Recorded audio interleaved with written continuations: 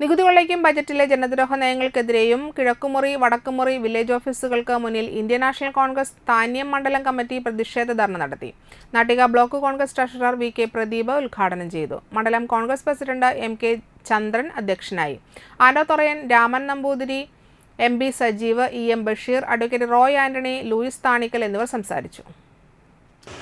സമസ്ത മേഖലകളിലും നികുതി വർദ്ധിപ്പിച്ചുകൊണ്ട് ഈ സർക്കാർ സാധാരണക്കാരായ ജനങ്ങളെ കൊള്ളയടിക്കുകയാണ് ചെയ്യുന്നത്. നമുക്കറിയാം, വളരെ നിസ്സാരമായ ഭൂനികുതി ഉണ്ടായിരുന്ന കർഷകർക്കും സാധാരണക്കാർക്കും ഇന്ന് ഇരുട്ടടിയായി ഭൂനികുതി 100% കൂടുതൽ വർദ്ധിപ്പിച്ചിരിക്കുകയാണ്. അതുപോലെ തന്നെ പഞ്ചായത്ത് എല്ലാ ടാക്സുകളും, വീടുകൾക്കുള്ള ടാക്സുകളായാലും കച്ചവടക്കാർക്കുള്ള ടാക്സുകളായാലും മറ്റ് നികുതികളെല്ലാം തന്നെ 3 ഇരട്ടി വർദ്ധിപ്പിച്ച ഒരു കാലഘട്ടം ഇതുവരെ ഉണ്ടായിട്ടില്ല.